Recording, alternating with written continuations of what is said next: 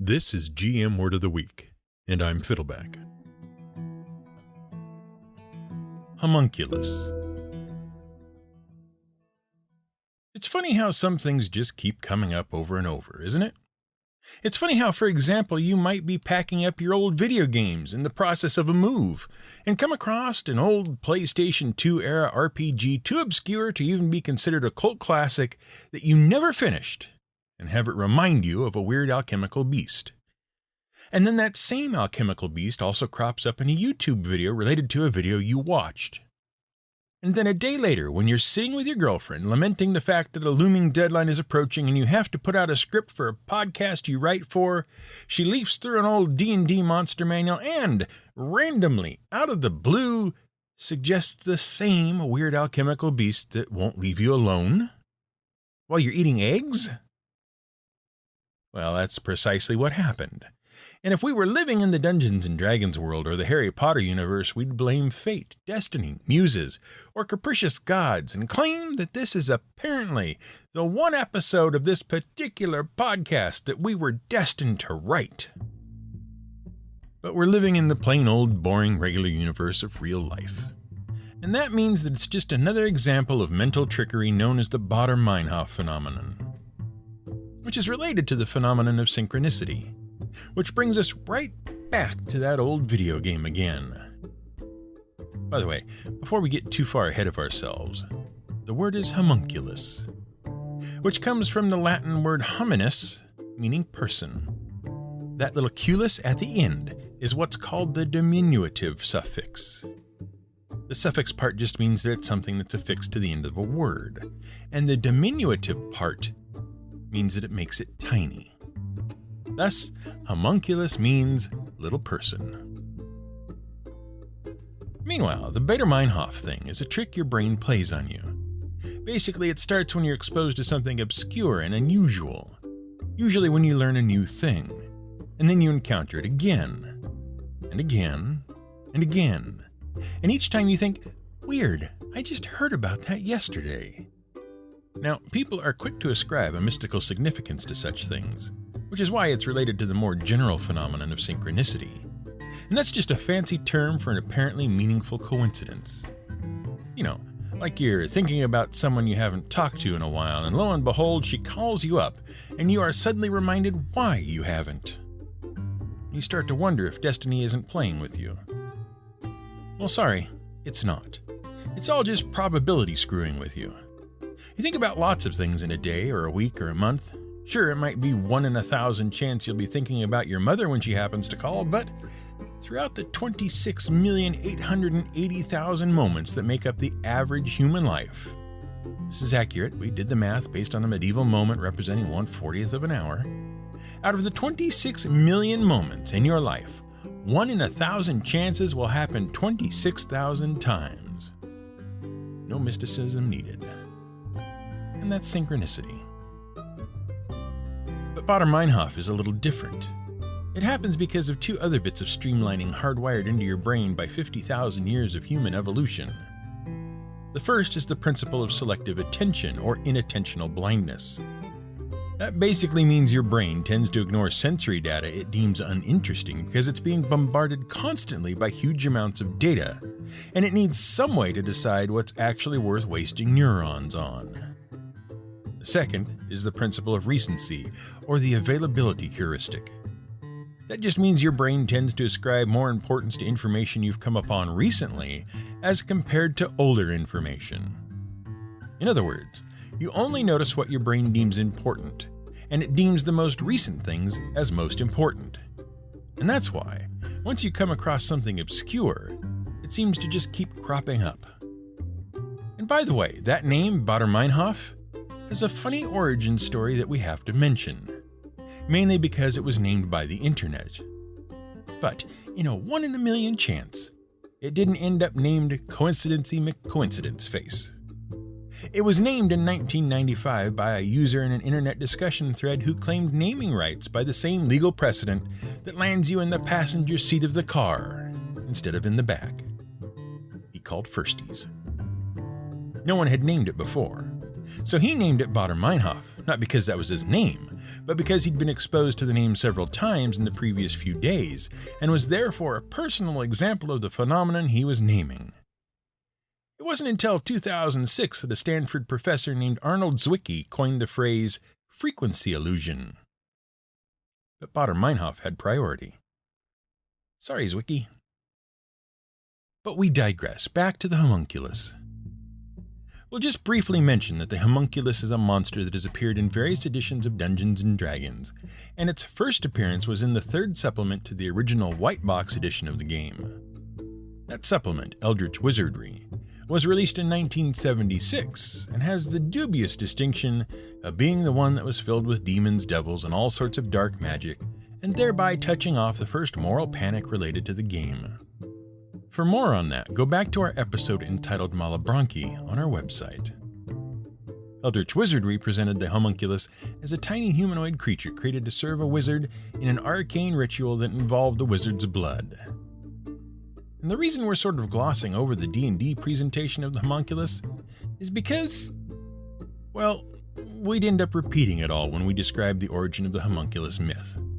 Because D&D really didn't change much. It just removed some of the ickier details. See, the idea of the homunculus is an old idea, and though it really took off in the writings of 16th century alchemists, the idea of magically created tiny people goes back a lot longer. There were legends of such witchcraft and wizardry in the Middle Ages.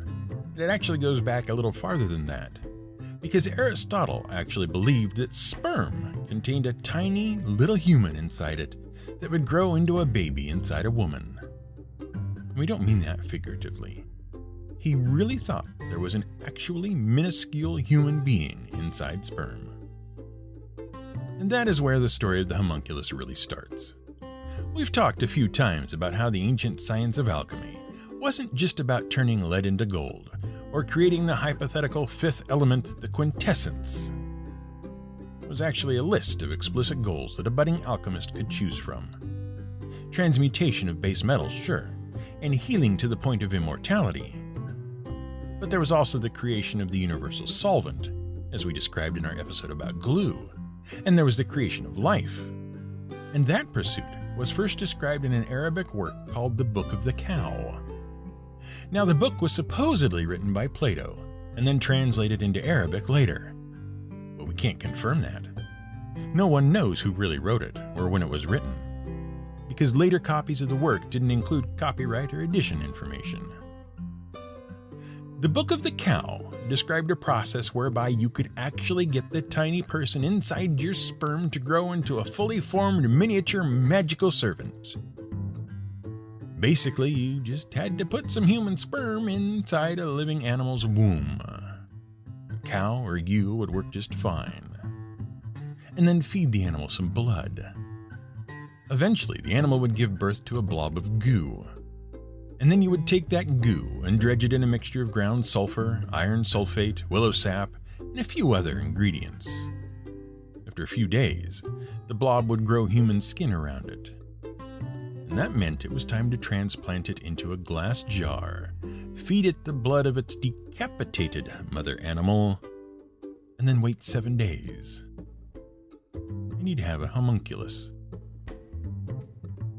As you can see, D&D left out a lot of the ickier details. Now, that just allows you to create your basic garden variety homunculus. And it granted its masters some basic shape-shifting powers, clairvoyance, and the ability to make the full moon appear. The Book of the Cow also included instructions for advanced homunculi. They would have to be grown inside different animals, monkeys, for example. And they had longer incubation periods and required more exotic powder dredges. And they would allow the magician to see and converse with spirits, control the weather, or create extremely poisonous snakes at will. But as we said, we have no idea when the Book of the Cow was actually written, or by whom.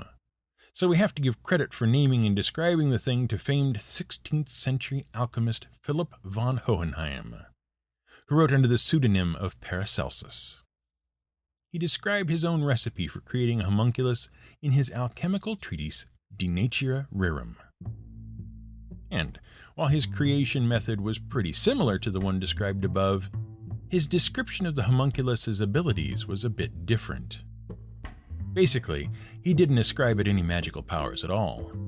Instead, he explained that the thing would grow into an actual thinking, feeling miniature person, an artificial life. And he warned his readers that they had to educate their homunculi with the greatest care and zeal, given that its creation was one of the greatest secrets revealed by God to mortals. Honestly, if you ignore the parts about injecting your semen into a horse and force-feeding it blood, basically Paracelsus was just giving some darn good advice about a parent's responsibility to their children. But suppose you want a homunculus without going through the rigmarole of taking care of a live monkey or horse and collecting human blood to feed it with. Well, believe it or not, there's an easier way.